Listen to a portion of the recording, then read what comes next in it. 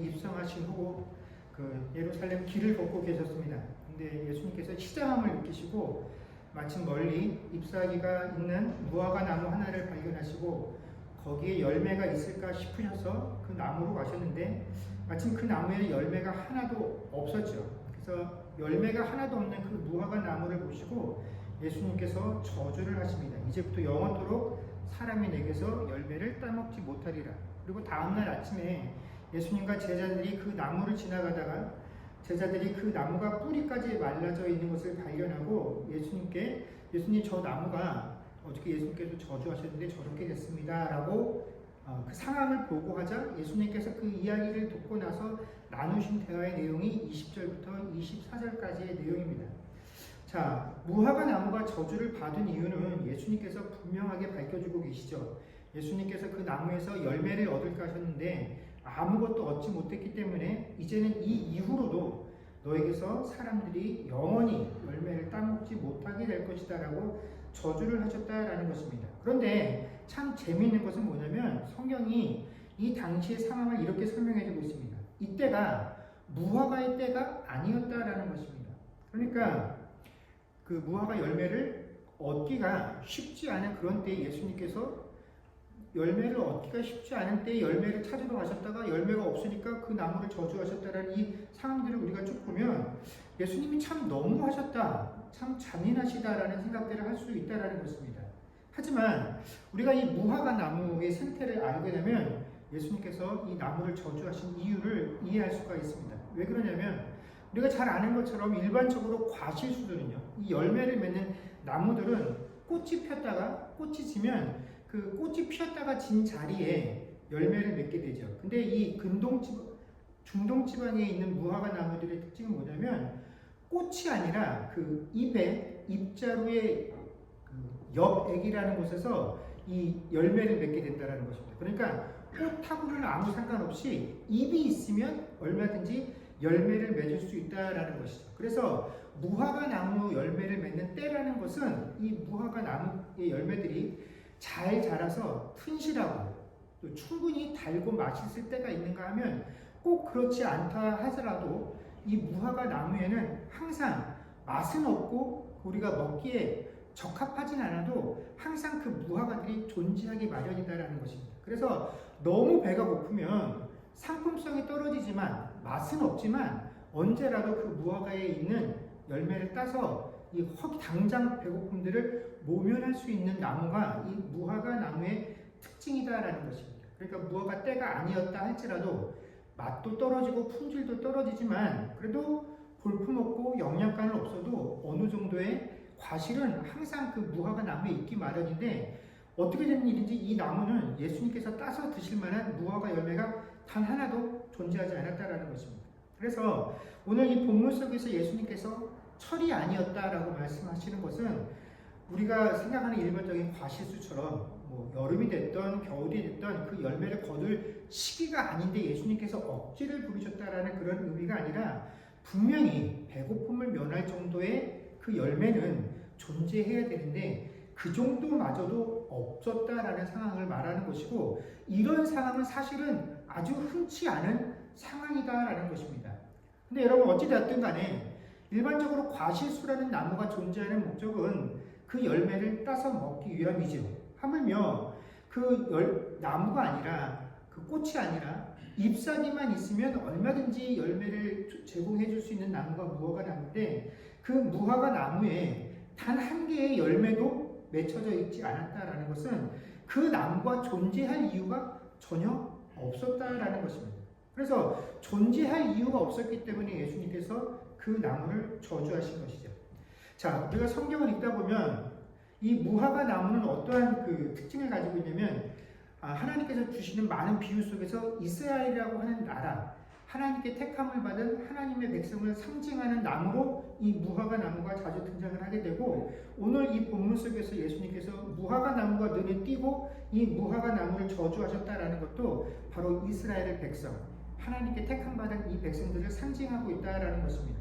바로 하나님의 선민으로 스스로 우리는 하나님께 택함 받은 백성이야, 우리는 하나님의 자녀야, 우리는 하나님만 믿어 라고 하는 그 사람들이 사실 그들이 하나님께 택함 받은, 하나님께 부름받은 그 목적, 그 존재 이유에 전혀 합당하지 못한 상태로 존재하고 있었기 때문에 결국 하나님께 저주를 받게 될 것이고 더 이상은 하나님의 선민으로서의 역할을 감당할 수 없을 것이다 라는 것이, 그 저주의 내용이 오늘 예수님께서 그 무화과 나무를 저주하신 사건이 보여주고 있는 숨겨진 이면의 내용이다라는 것이죠. 근데 제자들이 예수님께서 이 무화과 나무를 저주하시고 그 나무가 이렇게 뿌리부터 말라버리게 된 이 상황들을 보고도 이것이 무엇을 의미하는 줄 깨닫지 못해서 지나가다 보고 예수님께서 어제 저주하셨던 그 나무가 뿌리채 말라 있습니다 예수님 하고 그 상황을 그냥 아무렇지 않고 대수롭지 않게 보고 설명을 해주듯이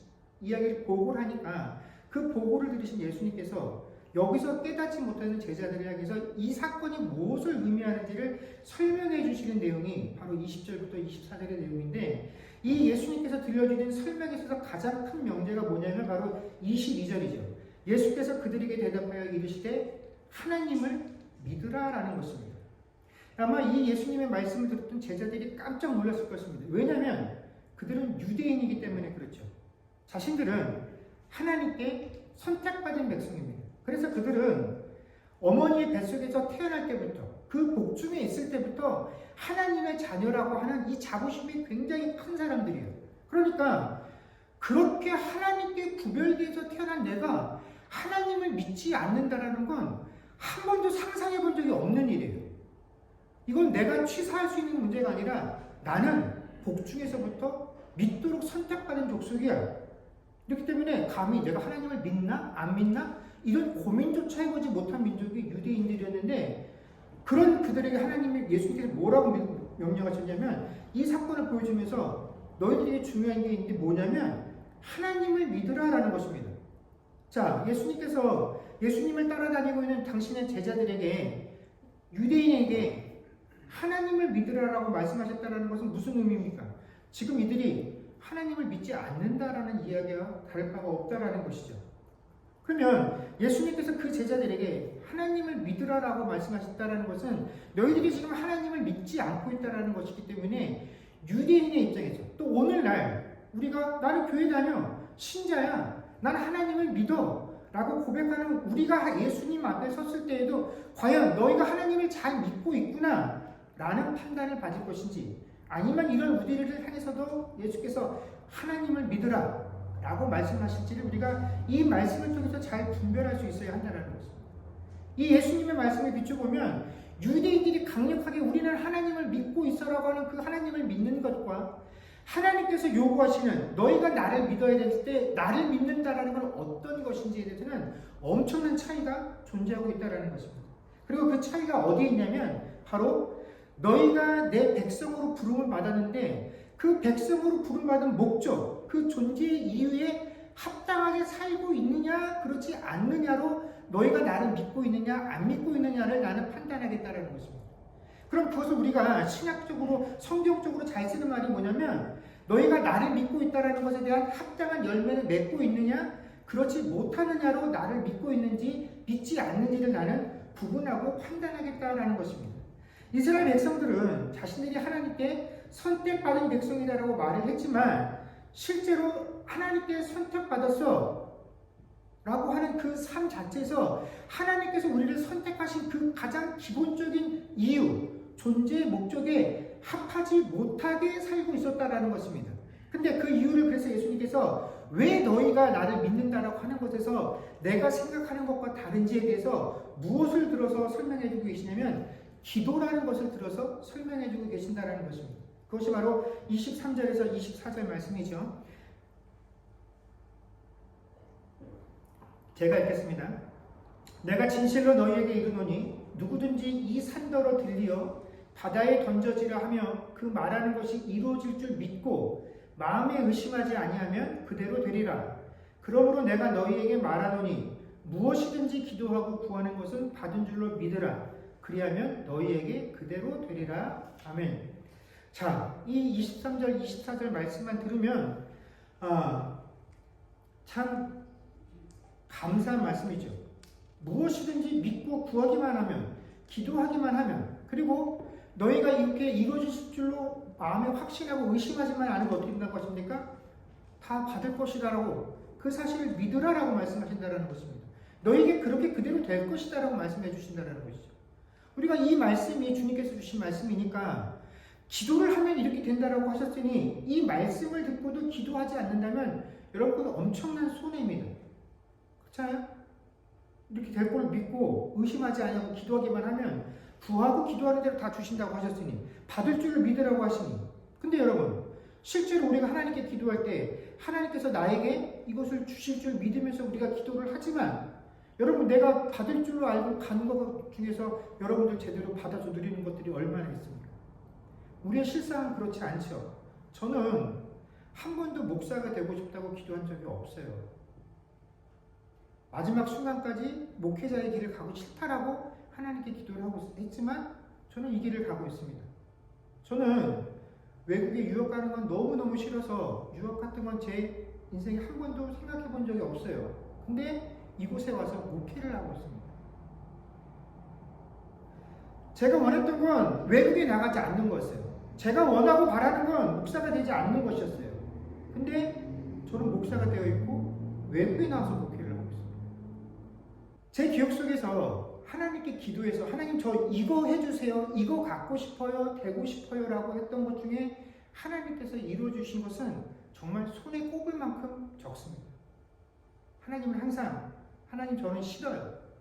되고 싶지 않아요. 그 길만큼은 피하고 싶어요. 하는 그곳으로 저를 불러주셨고 그곳에 죄를 세우셨고 그 자리에서 그 일을 하도록 인도를 하셨다라는 것입니다. 이게 여러분 대부분의 우리들의 실상이다라는 것입니다.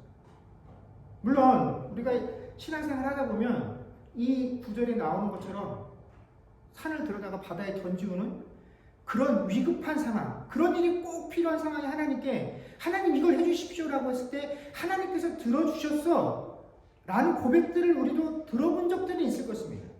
근데 그런 고백들이 내 삶 속에서는 거의 해당 사항이 없는 거예요. 오히려 내가 기도하고 간구하는 것들이 이루어지지 않았다라는 그 실망감과 절망감들을 우리는 더 많이 경험하면서 신앙생활하지 않습니까? 낙심할 때가 훨씬 많이 있다라는 것입니다. 왜 예수님은 너희가 기도하고 의심하지 않으면 된다고 하셨는데 왜 우리의 삶 속에서는 이런 것들이 이루어지지 않을 것인가? 그래서 많은 사람들이 그 이유를 23절에서 이루어질 줄 믿고 마음에 의심하지 아니하면 그대로 되리라 하는 이 말씀에서 찾습니다. 그래서 내가 구했는데 받지 못한 것은 그래도 결국 내 마음속에서 믿지 못하고 의심했기 때문이야 라고 우리는 결론에 도달하게 된다는 것이죠. 그래서 어떻게 하든지 기도하고 간구할 때도 혹시 안 들어주시면 어떻게 하지 하는 그런 의심을 내 마음속에서 떨쳐내려고 더 많이 노력들을 한다는 것입니다. 그래서 하나님께 기도하고 하는 과정에서도 끊임없이 나한테 최면을 걸죠. 하나님 기도하는 동안에 내가 이 기도하는 과정에 의심하는 마음이 생기지 않도록 내 마음을 단단히 붙들어 주십시오. 내가 혹여라도 입술로는 믿는다고 이루어주실 줄을 믿는다고 기도하면서도 내 마음속 저 깊숙한 한 곳에서 안 이루어지면 어떡하지? 이런 생각이 잠깐이라도 내 마음과 내 생각에 스쳐 지나가지 않도록 하나님 이런 마음이 내 생각에 들지 않도록 해달라고 그걸 더 깊이 하나님께 붙잡고 매달려서 기도하게 된다는 것입니다. 그래서 기도하면서도 뭐라고 계속합니까? 마치 주문하듯이 믿습니다 계속 반복해서 기도하게 되는 것이 우리의 습관이다라는 것이에요. 그래서 어떻게 하면 내가 의심하지 않을 것인가? 이것에 더 전전긍긍하면서 기도를 하게 된다는 것이죠. 근데 여러분, 이렇게 기도를 한다는 것은 이런 논리 속에서 사람들이 정말 믿는 것은 뭡니까? 하나님을 믿는 것이 아니라 뭘 믿는 겁니까? 내 신념을 믿는 거죠. 내 확신을 믿는 겁니다. 내가 의심하지 않아야 돼. 내가 믿어야 돼. 그래서 의심하지 않게 해달라고. 하나님이 무엇을 하시는 간에 그것이 그 하나님의 뜻과 계획이 내가 바라고 내가 원하는 것보다 더 선할 것이다라는 것을 기대하는 것이 아니라 안 되면 내 확신과 내 신념이 떨어졌기 때문에 내가 의심했기 때문에라는 결론에 도달하게끔 만드는 것은 우리가 하나님을 믿는 것이 아니다라는 것이죠. 그래서 우리가 기도할 때 이 말씀을 대하면서 우리가 정말로 분별하고 조심해야 되는 것은 우리가 기도할 때 하나님이 정말 중요한 것은 내가 처한 상황을 하나님께 얼마나 간절하게 아뢰느냐 하는 것이 아닙니다.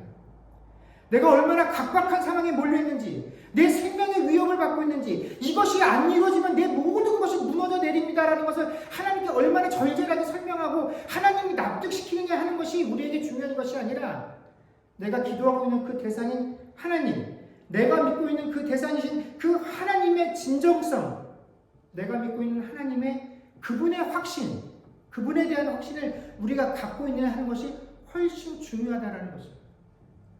그래서 산이 옮겨졌느냐 하는 것이 중요한 것이 아니라 그 산을 옮기신 이가 누구냐 하는 것입니다. 이것이 우리들이 바라보는 안목이 되어야 되는데, 우리는 산을 옮겼다라는 것, 그리고 그것이 내 기도 때문에 이루어졌다라는 것에 늘 포커스를 두기 때문에 기도의 맥락이 바뀐다라는 것이죠. 그래서 이스라엘 백성이 이렇게 강력한 자기 신념으로 삼았던, 강력한 확신의 내용으로 삼았던 것이 뭐냐면, 나는 이스라엘 백성이야, 나는 유대인이야, 나는 하나님께 택함 받은 백성이야. 그렇기 때문에 하나님이 택하신 우리가 기도하고 간구하면 하나님은 다 들어주셔야 돼요. 하나님은 무조건 내 편이야. 내가 원하는 것을 다 들어주실 것이야. 그래서 내가 기도하는 것도 너무나 당연한 것이고, 내 기도에 하나님께서 무조건 내가 원한 대로 바란 대로 들어주시는 것도 당연하다라고 여기는 것, 이것이 이스라엘 백성들이 가지고 있었던 기도관이고, 하나님과 나 사이의 관계이고, 내가 하나님을 믿고 있다라고 하는 그 기본적인 개념이었다라는 것이죠. 그런데 이렇게 유대인들이 가지고 있었던 이 모든 것들을 예수님께서 한 번에 다 흐트러 보신 말이 뭐냐면 23절에 누구든지라고 하는 이 대목이다라는 것입니다. 누구든지. 하나님은요, 유대인 너희들의 기도만 들어주시는 것이 아니라 너희들 스스로 우리는 하나님께 택한 백성이기 때문에 우리만 하나님께 기도할 자격이 있고, 우리가 기도하면 하나님은 무조건 다 들어주셔, 내가 원하는 대로 들어주셔가 아니라 누구든지, 유대인이 아니어도 하나님께 기도하면. 그래서 하나님께서 원하시는 이 누구든지의 특징은 뭐냐면 유대인이 아니라 하나님을 믿는 사람이다라는 것입니다. 인종적으로, 혈통적으로 유대인이냐 아니냐가 아니라 하나님을 믿는 사람이 기도하면, 그 하나님을 믿는 사람의 기도는 유대인 너희들이 생각하는 그 기도와 다르다라는 것입니다. 그렇다면 하나님을 믿는다는 것이 도대체 무엇을 의미하느냐? 자, 이게 조금 과장된 예일 수는 있습니다. 이 상황을 설명하기 위해서 이런 예를 제가 만들어서 설명을 합니다. 자, 우리 부모님들이 자녀들과 함께 그 길을 걷다가 큰 길을 건너게 되었습니다. 그래서 신호등 앞에 서게 되었습니다. 어떤 불일 때 건너가야 되죠? 파란 불일 때 건너가야 되는 건 정해져 있는 규칙이죠. 근데 내 자녀가 빨간 불일 때 건너가겠다고 합니다. 저쪽에서도 차가 안 오고 이쪽에도 차가 안 오니까 빨간 불이어서 건너가겠다고 합니다. 그러면서 엄마 아빠를 하게 되죠. 이렇게 이야기를 합니다. 내가 건너갈 때 지금 내 눈앞에 아무것도 안 보이지만 건너가는 사이에 혹시 저쪽에서 먼 곳에서 갑자기 차가 빠른 속도로 달려와서 나를 칠 수 있는 상황이 생길 수도 있어. 근데 그런 상황이 안 생기게 할 줄로 내가 아빠 엄마를 믿으면서 내가 빨간 불 때 건너갈게요. 아무 사고 안 나지 않게 해주세요. 그리고 만약에 빨간 건너가다가 갑자기 내 힘으로 어쩔 수 없이 빠른 속도로 차가 나를 향해서 달려들면 엄마 아빠가 나 대신 그 차 앞으로 뛰어들어서 엄마 아빠가 대신 죽고 나를 구해줄 줄로 나는 믿어요 라고 하면서 그 빨간 불일 때 길을 건너간다고 하면 여러분은 어떻게 하시겠습니까? 네가 나를 이렇게 철석같이 믿는구나. 아들아, 딸아, 고맙다. 나 이렇게 믿고 있다니. 건너가렴. 네가 믿는 대로 될 것이다. 그렇게 하시겠습니까? 어떤 부모가 그렇게 하겠습니까? 정신 나갔니? 아무리 지금 네 눈앞에 보이지 않아도 빨간 불일 때는 멈추는 것이고 파란 불일 때 건너가는 거야. 이게 정해져 있는 규칙이고 이렇게 해야 네 생명을 보호받을 수 있어 라고, 네가 나를 믿어주는 게 너무 기쁘고 좋아서 네 하고 싶은 대로 해도 좋아 하고 그 아이가 하고 싶은 대로 내버려두는 게 부모가 아니다라는 것이죠. 자, 그럼 우리가 부모들이 자녀를 향해서 난 아빠를 믿어, 엄마를 믿어 라고 말하면서 내가 하고 싶은 대로, 내가 무엇을 하든 어떤 잘못을 하든 아빠 엄마는 항상 내 편이 되어줘서 나를 보호해주고 막아줘야 돼 라고 말한다라고 해서 어떤 부모가 그래, 네가 나를 믿어주고 나를 신뢰해서 너무 기쁘고 좋으니까 네 마음대로 너 하고 싶은 대로 하렴 하고 그들이 원하는 것을 다 허락해주거나 전폭적인 지지를 해주는 것이 부모의 사랑이겠습니까? 아니면 사랑하는 자녀야, 내가 너를 사랑하는 것은 양육이란다. 이 양육은 너에게 필요한 것들을 내가 공급해주는 것이기도 하지만 또 한편으로는 너를 교육하는 것이란다. 네가 잘못된 것을 행하고 있을 때는 잘못됐다고 말해주고, 말로 타일러서 안 됐을 때는 내가 너를 때리고 벌을 해서라도 네가 바른 길을 갈 수 있도록 해주는 것이 부모인 나의 도리다. 이것이 나의 사랑이다. 이것이 자녀를 사랑하는 부모의 방법이다. 그러니 너는 이런 부모를, 때로는 너를 때리고 혼내서 네가 가고 싶고 하고 싶은 것을 막는 것이 있을지라도, 이것이 부모가 나를 미워하기 때문이 아니라 부모가 정말 나를 사랑하기 때문이다라는 이 사실을 믿으라고 하는 것이 부모가 자녀들에게 이 부모를 믿으라고 하는 것이겠습니까? 전자이겠습니까? 후자이겠습니까? 당연히 후자이겠죠. 부모가 된 우리들은 다 압니다. 자녀들이 하고 싶다라고 하는 것을 허락해주는 것이, 내가 해달라고 하는 대로 해주는 것이 좋은 것, 나는 그런 부모를 믿어요라고 말을 해도 부모는 거기에 대해서 아니다라고 말해주는 것. 네가 믿어야 될 부모는 네가 원하는 것을 다 해주는 부모가 아니라 너를 때로는 멈춰 세우고 혼내고 맞고 할 수 있는 것이 너에게 더 좋은 일임을 알고 있는 것이 부모라는 사실을 너희가 믿는 것. 이것이 자녀가 부모를 믿는 올바른 방법입니다. 그리고 이것이 하나님이 당신의 자녀들, 당신이 택하신 구별하신 그 백성들이 하나님을 믿는다라고 말할 때 그 믿음의 가장 기본적인 틀이다라는 것입니다. 그래서 우리가 하나님을 믿는다라고 말할 때 이 믿음이라는 말은 하나님의 뜻이 우리의 뜻보다 더 믿을 만하다라는 사실들을 믿으라는 것입니다. 우리가 이 세상을 살아가면서 하나님을 신뢰한다라고 말할 때 나의 삶 속에서 내가 세운 뜻과 나의 계획보다 하나님의 뜻과 계획들이 이루어지고 관철되는 것이 내 삶에 더욱더 훨씬 유익되는 것이고, 내가 이루고 싶은 것을 이루었을 때보다 하나님께서 바라시는 것을 이루었을 때 하나님께서 더 기뻐하신다라는 사실들을 믿는 것이 내가 하나님을 신뢰하는 방법이다라는 것입니다. 그렇지 않습니까? 부모가 내 자녀가 힘들고 어려운 일이지만 이 일들을 이루길 원했다가 그것을 이루면 너무 대견하고 좋지요. 자신이 이룬 것보다. 그래서 자녀들도 어떻습니까? 내가 가고 싶은 일들보다 부모가 원하는 길을 가서 이루어냈을 때 자녀들도 부모 앞에서 더 당당해요. 나 이거 하고 싶었는데, 난 사실은 이거 하고 싶었는데 엄마가 아빠가 이걸 원해서 내가 이 길을 가서 이걸 했어. 그러면 부모 마음은 더 기쁘고 좋은 것이죠. 이게 우리가 부모가 되어봤기 때문에 아는 마음들이다라는 거죠. 그런데 이게 하나님과 우리 사이에서는 통하지 않아요. 우리는 어떻게 하든지 입술로는 하나님 내게 갖고 계신 그 계획과 뜻이 더 좋고 선한 것이라는 걸 압니다라고 고백하는데, 그래도 하나님 나는 내 뜻대로 살아야 되겠어요. 그래도 하나님 나는 내가 세운 계획대로 그것들을 이루며 사는 것이 훨씬 기뻐요. 하나님이 내 삶을 통해서 이루고 싶은 것들이 있겠지만 하나님이 원하시는 것은 내가 싫어요. 나는 세상에서 낮아지고 싶지 않아요. 겸손해지고 싶지 않아요. 섬기고 싶지 않아요. 나는 높아지고 싶어요. 다스리고 싶어요. 높은 곳에 서고 싶어요. 내 스스로 내가 이룬 것들에 자부심을 느끼고 다른 사람들의 존경과 부러움을 받으며 살고 싶어요. 그러니 하나님, 내가 세운 계획대로 이루어지게 도와주십시오.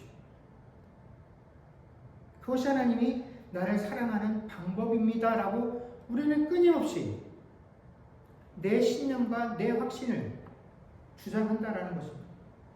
그러면서 이것이 이루어지지 않으면 내가 의심해서 그렇구나 라는 결론에 도달하게 된다는 것이죠. 하나님이 기뻐하시지 않는구나, 이것이 하나님의 보시기에 합한 길이 아니구나라고 생각지 못한다는 것입니다. 여러분, 하나님을 믿으면 하나님의 말씀과 뜻이 선한 것임을 믿게 되고 그 뜻이 내 뜻에 앞서 이루어지게 해달라고 기도하게 됩니다. 자기 뜻을 죽이고 하나님의 뜻을 이루어달라고 기도하는데 여러분 산인들 배견하겠습니까?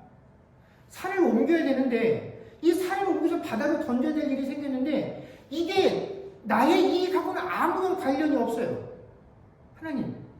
하나님 뜻이 이루어지기 위해서 이런 일이 필요합니다.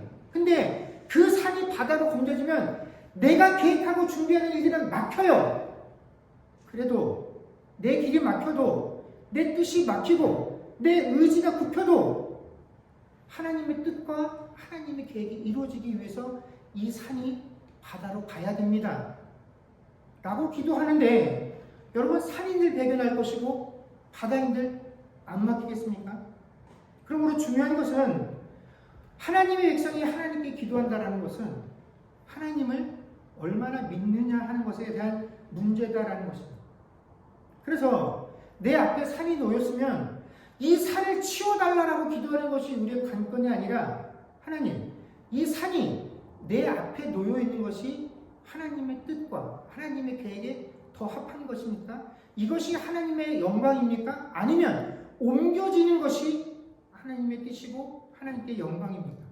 내가 기준이 아니라 하나님이 기준이 될 때 이 산이 옮겨지는 것이 필요하면 옮겨질 것이고 이것이 내 앞에 존재하는 것이 하나님의 영광이면 나는 그 산 앞에 머물러 있겠죠. 넘기 위해서 애를 쓸 것이고 산을 뚫기 위해서 애를 쓸 것인데 내 마음대로 내 뜻대로 수월하게 이루어지지 않는 그 길을 가지만 산을 옮겨달라고 하지는 않는다라는 것입니다.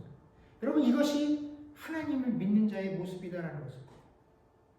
이렇게 해야 기도할 때 그 기도하는 사람들의 본질, 믿는 자들이 기도하는 그 기도의 모습을 온전히 갖출 수 있다는 것이죠. 여러분 앞에서 말한 것처럼 무화과 나무는 그 잎으로부터 열매를 맺는 나무입니다. 그래서 잎이 무성할수록 많은 열매를 맺을 수밖에 없는 특징이 있죠. 근데 여러분 나무에 있어서 잎이라는 것은 어떤 역할을 하고 있습니까? 그 잎이 무성한 나무는 나무 자체를 크게 만드는 역할을 합니다. 왜냐하면 그 나무가 무슨 역할을 합니까? 광합성 작용을 해서 그 광합성 작용들을 통해서 나무에게 필요한 영양분들을 공급하기 때문에 잎이 풍성하면 풍성할수록 그 나무는 더 잘 자라게 되어 있다는 것입니다. 그래서 나무의 성장에는 이 잎이 굉장히 중요하다는 것이죠. 결국 나무의 잎이 풍성하다는 것은 하나의 처음부터 끝까지 온전히 그 나무 자신을 위한 것이다라는 것입니다. 근데 예수님께서 상징적으로 이 무화과 나무를 저주하신 것은 뭡니까? 바로 이 이기적인 유대인들의 모습과 그 결말을 알려주시기 위함이다라는 것입니다. 예수님께서 멀리서 보셨을 때에도 그 무화과 나무에는 분명히 잎이 있었어요. 잎이 있었다라는 건 허기진 배를 모면할 열매를 어느 정도는 얻을 수 있을 거다라고 기대를 하셨는데 막상 그곳에 가보니까 아무것도 없었다라는 것이죠. 하나님께서 이스라엘이 뭐 대단해서 하나님께 택한 백성으로 삼으셨겠습니까? 그들이 특별해서가 아닙니다. 그들에게 맡기신 소명이 있기 때문입니다. 그들을 통해서 세상이 하나님을 바라볼 수 있도록 하는 그 역할을 하기 위해서 그들을 하나님의 선민으로 삼으셨습니다. 근데 하나님을 바라볼 수 있도록 하기 위해서 그들을 선민으로 세웠더니 그들이 나는 하나님의 백성이 하는 것을 내세워서 어떡합니까? 다른 사람이 예수님 하나님 근처에 못 오도록 막고 있더라는 겁니다. 우리의 혈통을 지키게 되니까 너희는 하나님 옆에 오면 안 돼. 이런 이방인들 그러면서 그 길을 다 막고 있더라는 것입니다. 너희들을 통해서 세상이 하나님을 볼 수 있기를 원했는데 하나님도 막고 있을 뿐만 아니라 너희도 내가 너희들을 택한 그 목적에 합당하지 못해. 그래서 그 결과가 뭡니까? 하나님께서 그 나무를 저주하셨다라는 것이죠. 이 이스라엘이 결국은 어떻게 됩니까? 더 이상 하나님께 택함 받은 유일한 하나님의 백성이라는 그 지위를 잃어버리게 되죠. 그래서 그 잎을 가지고 있었음에도 불구하고 아무런 열매를 맺지 못하는 그 나무, 하나님께 부름받고 택함받은 백성이었음에도 분명하지만 그 목적에 합당한 열매를 맺지 못하는 그 이스라엘 백성들 어떻게 합니까? 하나님께서 저주하셔서 뿌리부터 말라지게 하셨다는 의미는 뭡니까? 다시는 소생할 수 없게끔 만들으셨다는 것입니다. 나무가 말라 비틀어 떨어지고 뭐 잎이 다 떨어져도 뿌리만 살아있으면 우리가 그 나무에게 물 만지면 다시 살아 소생할 수 있다는 걸 우리가 알지만 뿌리가 썩은 나무는 소생할 수 없죠. 하나님께서 그렇게 하시겠다라고 더 이상 소생할 여지가 없도록 만들어 버리시겠다라는 것이 이 예수님께서 무화과 나무를 저주하신 이유다라는 것입니다. 근데 여러분, 이 삐뚤어진 신앙의 모습들, 하나님을 믿는다라고 공공연하게 표현하고 있지만 사실은 하나님을 믿지 못하는 이 신앙의 모습이 예수님 시대 유대인들에게만 있었던 것이 아니다라는 것이죠. 여러분, 오늘날 이 시대를 살아가고 있는 신앙인은 우리에게도 하나님께서 우리에게 맡겨주신 잎이 풍성하다라는 것입니다. 성경은 그것을 우리에게 은사라는 것으로 이야기를 해줍니다. 은사들은 우리 각자에게 하나님께서 필요한 대로 나눠주신 우리의 특별한 재능들이죠. 그래서 어떤 사람들을 보면 학문적인 지혜가 남다른 사람들이 있습니다. 지식이 남다른 사람들이 있어요. 특별한 기술들을 가진 사람들이 있습니다. 근데 이런 게 없어도 태어날 때부터 부자인 부모 밑에 태어나서 아무런 고생 안 하고 편안하게 일생을 사는 사람도 있습니다. 또 그것과는 다르게 이렇게 삶에 유용한 그런 은사들과 재능이 아니라 신앙적으로 우리가 흔히 영적이라고 말하는 예언과 방언을 하는 그런 은사를 받는 사람도 있고, 또 신실한 성격들을 가지고 상대방을 배려하고 나보다 남을 더 낮게 여기고 하나님 앞에서 자기 스스로를 늘 낮추려는 이런 겸손한 신앙들, 이런 태도들을 가지고 살아가는 사람들이 있다는 것입니다. 그런데 우리가 신앙생활 하다 보면 이것들을 고루고루 두루 갖춘 사람들을 보기가 참 드물어요. 이것들을 다 갖춰서 야, 저 사람은 정말 좋겠다, 외적인 것도 내적인 것도 다 골고루 잘 갖췄네 라고 참 판단하기 어려운 사람들이 많이 있다는 거죠. 그런데 이걸 왜 그 사람에게 그렇게 주셨느냐, 이건 하나님의 전적인 뜻이다라는 거죠. 하나님이 하나님 보시기에 필요한 대로 골고루 나눠주셨는데 우리는 그것을 하나님의 공평하심이다라고 봅니다. 근데 그것을 우리가 받아들이지도 못하고 인정하지도 못하죠. 성경은 이것을 하나님이 은사대로 나눠주셨다고 말하지만 우리는 이것을 하나님의 불공정함이다라고 이야기를 합니다. 하나님, 왜 저 사람에겐 이렇게 좋은 것을, 나에게는 고작 이런 것을 라고 우리 스스로 그 가치를 정하게 된다라는 것이죠. 여기서부터 하나님이 우리에게 꼭 필요한 것들을 하나님께서 원하시는 대로 주셨다라는 것, 이것이 누구에게 무엇을 주실 것인가 하는 것이 전적으로 하나님께 속한 영역이라는 것 자체를 우리가 신뢰하지 못하고, 이것들을 어떻게 하면 내가 이 세상을 살아가면서 나를 더욱더 돋보이고 내 삶을 더 살찌울 수 있는 방편인가로 우리가 여기기 때문에 이건 내가 삶에 불필요하다라고 느껴요. 겸손한 거? 그거 어디다 써먹습니까, 하나님? 남들 앞에서 좀 적당히 내 자랑도 하고 나 PR도 하는 그런 시대여야 사람들이 나를 알아보는데, 남들이 갖지 못한 재능이 있어야 그 재능을 토대로 남들보다 한 발 앞서 나갈 텐데, 그런 것들은 다른 사람에게 다 주고 나에게는 이 모든 것들을 다 받아들일 수 있는 이런 인내심, 이거 나한테 주셔서 뭐 하겠습니까? 저 사람은 좋은 부부라도 만나서 호의호식하면서 사는데 저는 부모에게 물려받은 것도 없고 나는 재주도 없고, 그래서 내 자식에게도 물려줄 것이 없네요. 하나님, 왜 내 삶은 이 정도밖에는 되지 못합니까?